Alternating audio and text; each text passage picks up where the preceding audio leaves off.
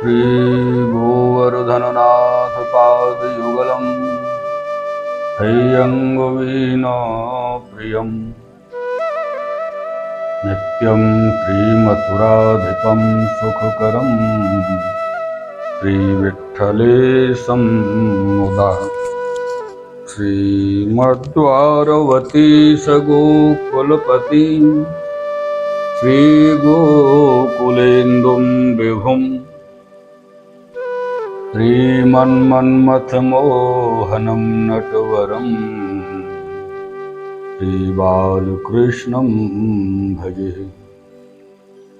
कलिन्दगिरिमस्तके पतदमन्दपूरोज्ज्वला विलासगमनोल्लसत् प्रकटगण्डशैलोन्नता सघोषगतिदन्तुरा समधिरूढदोलोत्तमा मुकुन्दरतिवर्धिनी जयति पद्मबन्धो सुता। श्री श्याम सुंदर श्रीयमुने महारानी की जय हो। श्री वल्लभाधीश की जय हो। श्री गोसाई जी परम दयाल की जय हो। श्री गिरिराज महाराज की जय हो। मेरे प्रियजनों, सर्वप्रथम तो आप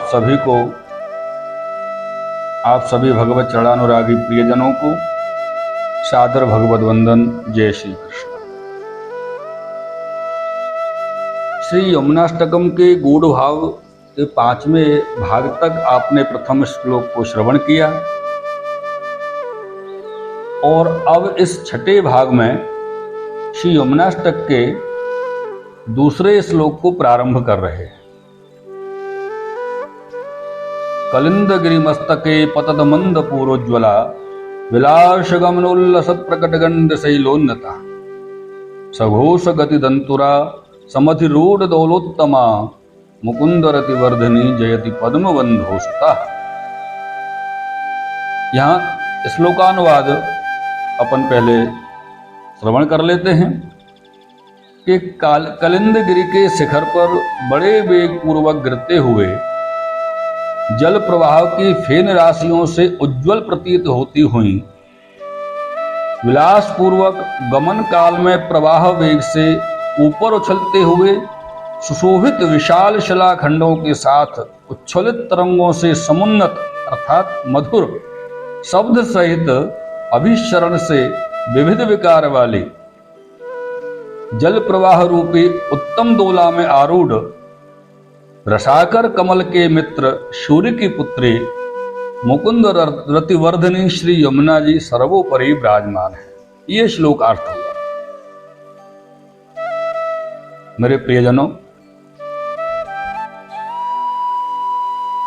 अब यहां व्याख्या का प्राकट्य प्रकार अपन श्रवण करते हैं। व्याख्या प्रकार में श्री यमुना जी के जो भाव हैं या श्री ठाकुर जी के जो भाव हैं वो एक समान हैं, एक रूप हैं, समभाव हैं। श्री यमुना जी का आविर्भाव भी उसी प्रकार हुआ है। श्री यमुना जी का आविर्भाव भी ठीक उसी प्रकार अलौकिक है जिस प्रकार श्री ठाकुर जी का आविर्भाव अलौकिक है। भगवान श्री बालकृष्ण प्रभु सर्वप्रथम श्री वसुदेव जी तथा श्री देवकी जी के वरदानार्थ उनके समक्ष आविर्भूत हुए। पश्चात पूर्वाचरित तप तथा विरह से संतप्त दोनों के तापात्मक हृदय से प्रकट होकर श्री नंद जी के घर पधारे और श्री नंदपुत्र कहलाए। प्रियजनों, यहाँ अपनी लीला स्थली गोकुल में ब्रज सुंदरी वृंद के साथ आपने अपनी रसात्मक लीलाएं प्रकट की हैं। इसी तरह श्री यमुना जी भी सर्वप्रथम सूर्य मंडलांतर्गत नारायण के आनंदमय हृदय से प्रकट हुई। फिर उस तापात्मक रवि मंडल से द्रवीभूत रस स्वरूप में कलिंदगिरी के ऊपर अवतरित होकर कलिंद नंदिनी कहलाई। प्रियजनों, यहां से अवनी तल पर पधार कर लीला स्थली श्री गोकुल में भक्त मंडली से आ मिले। श्री यमुना जी, यहां एक बड़ा सुंदर भाव आ रहा है। विपुल वेग से श्वेतोज्जलसी उतरी तुम कलिंद गिरि पर, विशद चलाओं पर उन्नत सी तेरा गति विलास सुंदर। मानो दोला रूढ़ जा रही पुलकित मधुर मधुर गाती, पद्म बंधु रत रवि तनये जय हो, रति मुकुंद में प्रकटाती। ऐसा श्री यमुना जी का स्वरूप दर्शन है। प्रियजन, श्री यमुना जी का स्वरूप क्या है? भगवान के सर्वांगीण श्रम रस से समन्वित श्री यमुना जी द्रवीभूत रसात्मिका हैं और यही आपका मूल रूप है, अर्थात धर्मी स्वरूप है। श्री यमुना जी प्रथम शुद्ध सत्वमय नारायण के हृदय से केवल अपने धर्म स्वरूप में प्रकट हुई। पश्चात सूर्य मंडल से अपने मूल रूप में प्रकट हुई हैं। द्रवीभूत रसात्मा स्वरूप में भूतल पर अवतीर्ण होकर पुष्टि लीला की सर्वेश्वरी बनी। श्री कृष्ण भी, भगवान श्री कृष्ण भी प्रथम केवल धर्म स्वरूप से श्री वसुदेव जी के यहाँ प्रकट हुए थे और फिर यहाँ से श्री नंद जी के घर अपने धर्मी स्वरूप से, घनीभूत रसात्मा स्वरूप से, घनीभूत रसात्मा स्वरूप से पधार कर पुष्टि लीलार्थ पुष्टि लीलार्थ अपनी सर्वांग संबंधनी श्री यमुना जी से आ मिले। मेरे प्रियजनों, श्री यमुना जी नदी स्वरूप में प्रवाहित हो रही हैं, दर्शन दे रही हैं। जो आपका आदि भौतिक स्वरूप है। अन्य जो साधारण नदियां हैं, अन्य सभी जो नदियां हैं, सूर्य की किरणों द्वारा प्राय वाष्प रूप जल से सबकी उत्पत्ति मानी गई है। सामान्य नदियों का नदीपना तो श्री यमुना जी में भी घटित होता है, क्योंकि जैसे सब नदी प्रकट हो रही है वैसे श्री यमुना जी भी प्रकट हो रही है। लेकिन यह विशेषता क्या है? क्योंकि यह केवल आपके आदि भौतिक स्वरूप में है, जो सभी नदियों जैसा दिखाई दे रहा है। प्रियजनों, प्रस्तुत स्तोत्र के इस श्लोक में, अर्थात श्री यमुनाष्टक के इस दूसरे श्लोक में श्री यमुना जी के सभी से विशिष्ट सर्वोपरि आधिदैविक स्वरूप का ही उल्लेख किया गया है। क्योंकि अगर आधिदैविक स्वरूप से, आधिदैविक मूल भाव से श्री यमुना जी न पधारी होती, आदि भौतिक में होती, तो ये रसभाव, ये भाव भावना श्री यमुना जी के प्रति नहीं होती। और इस भाव को लेकर के श्री नंददास जी ने बड़ी सुंदर एक पद कहा है, नेह कारण श्री यमुने प्रथम जो आए। नेह कारण श्री यमुने प्रथम जो आए, भक्तन के चित्त की वृत्ति सब जान के, तहाते अति ही आतिर जुधाई। तहाते अति ही आतुर जुधाई, जाके मन जैसी इच्छा हती, ताही की तैसी ही आय साधजु पुजाई। नंददास प्रभुता पर रीझ रहे, जो श्री यमुना जी को जस जुगाए। मेरे प्रियजनों, ये श्री यमुना जी का स्वरूप है। श्री यमुना जी के स्मरण मात्र से श्री गोविंद की प्रियता अपन को प्राप्त हो गए, ऐसो श्री यमुना जी को। लेकिन स्मरण कैसो? जो श्री नंददास जी ने कहो है, श्री यमुना जी को ठाकुर जी सो, ठाकुर जी को यमुना जी सो जैसो। नेह कारण श्री यमुने प्रथम जो है। मेरे प्रियजनों, श्री यमुना जी का अवतरण अन्य नदियों की तरह भौतिक सूर्य से नहीं है, ये अपन को समझने की बात है। अपन कहे ना सूर्य तनया, सूर्य पुत्री। तो ये जो सूर्य दर्शन दे रहे हैं, ये जो सूर्य आकाश में तप रहे हैं, ये इन सूर्य को नहीं लिया गया है यहां पर। अतः श्री यमुना जी का जो आधिदैविक स्वरूप है, क्योंकि श्री यमुना जी आधिदैविक स्वरूप हैं, श्रीमद आचार्य चरण ने त्रिविध सृष्टि मानी है। हाँ, ये भी समझने की बात है।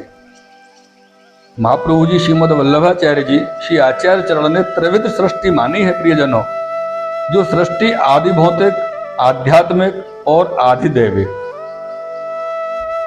और इनमें से आधिदैविक सृष्टि वह कहलाती है जिसका प्रतिपादन वेद ने किया हो, जो वेद से संबंधित हो।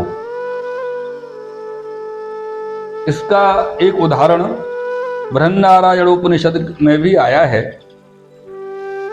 आदित्यो वा एष एतन मंडलम तपति। इस शीर्षक के अनुवाक में सूर्य की वेदात्मकता का प्रतिपादन भी किया गया है। सूर्य की वेदात्मकता का प्रतिपादन किया गया है। बड़े समझने और थोड़े गौर करके ध्यान देने जैसी बात है मेरे प्रियजनों, मेरे श्रोताओं। बहुत स्मरण और चिंतन का विषय है। वेदांत सूत्रों के अंतस्तद धर्माधिकरण में श्री व्यास जी के निर्णयानुसार इसी आदित्य मंडल में स्थित जो परम पुरुष हैं, उस परम पुरुष को ही परब्रह्म माना गया है। तदुपरांत एक और विषय है। पद्म पुराण के श्री यमुना जी के महात्म्य में, श्री पद्म पुराण में श्री यमुना जी का महात्म्य विषय आता है। पद्म पुराण के श्री यमुना जी के महात्म्य में भी वेद साक्षात सूर्य कहा गया है। अर्थात सूर्य को वेद कहा गया है या वेद को सूर्य कहा गया है, ऐसे मानो। लेकिन जो वेद है वो साक्षात सूर्य है, या जो सूर्य है वो साक्षात वेद है, ये अपन को समझना है। त्रयेषां रत यजुषाम नाम आदित्य इति गीयते, ये प्रमाणित होता है इससे। अर्थात ये आदित्य सूर्य ही रक यजु सामरूप वेदत्रय है। मेरे प्रियजनों, सूर्य वेदमय है। श्री यमुना जी साक्षात इसी वेदमय सूर्य की पुत्री है। किनकी पुत्री है श्री यमुना जी? वेदमय सूर्य की। और अपनी उस पुत्री को, श्री सूर्य अपनी उस पुत्री को विशेष वात्सल्य के कारण उदयाचल से अस्ताचल तक नित्य अपने साथ ही रखते हैं, छोड़ते नहीं है। विशेष स्नेह है ना, विशेष वात्सल्य जो है। दिवसे दिवसे भानुराधाय आदाय वत्सल उदयाचलत पुत्रीम नृत्यस्ताचलम मुने। प्रियजनों, ये विशिष्टता बताई है। इतना स्नेह, इतना वात्सल्य सूर्य का श्री यमुना जी के प्रति। और इसी पद्म पुराण में श्री यमुना जी के स्वरूप का परिचय भी दिया गया है और कहा है कि जो रस विश्व का परम आधार है, जिस रस की बात करते हैं, ठाकुर जी के विषय में अपन ठाकुर जी को बोलते हैं ना, रसो वही सह। ठाकुर जी कैसे हैं? तो बोले रसो वही सह। तो जो रस विश्व का आधार है, सदचिद आनंद का जो स्वरूप है, और जिसको ब्रह्म कहा जाता है, वो रस, और जिस ब्रह्म को उपनिषदों ने संकीर्तित किया है,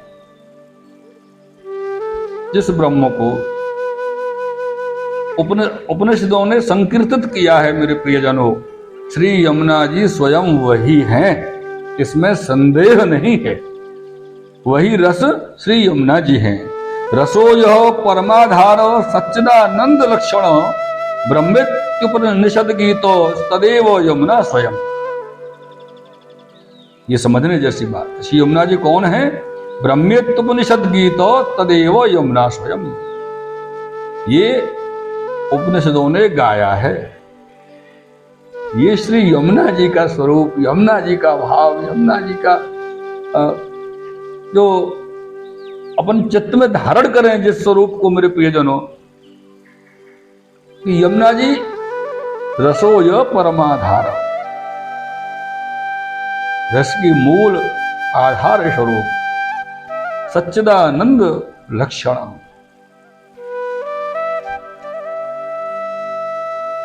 मेरे प्रियजनों, मेरे श्रोताओं और श्री समस्त वल्लभीय वैष्णव जन, इस बात को अपन विशिष्ट तरीके से विचार करें और समझें कि अपन श्री ठाकुर जी की सेवा करें, अपन श्री ठाकुर जी को लाड लड़ावें, अपन श्री ठाकुर जी से स्नेह करें, लेकिन स्मरण रहे वह सबकी पूरक श्री यमुना जी हैं। श्री यमुना जी कृपा करें तो ही ये सब प्राप्त हो, नहीं तो नहीं हो। आज यही आनंद हृदय में धारण करते हुए आज के इस वक्तव्य का यहां विश्राम लेते हैं। और मेरे प्रियजनों, पुनः एक बार आप सभी को भगवत स्मरण, जय श्री कृष्णा सहित निवेदन, इन भावों को अधिक से अधिक वैष्णव श्रवण कर सकें, इसलिए आपसे निवेदन है कि आप लोग अधिक से अधिक इसे वैष्णवों तक पहुंचाने की कृपा करेंगे। ऐसा हमारा आपसे अनुरोध है और मंतव्य भी, विचार भी है। श्याम सुंदर श्री यमुने महारानी की जय हो, श्री वल्लभाधीश की जय हो, श्री गोसाई जी परम दयाल की जय हो, श्री गिरिराज महाराज की जय हो।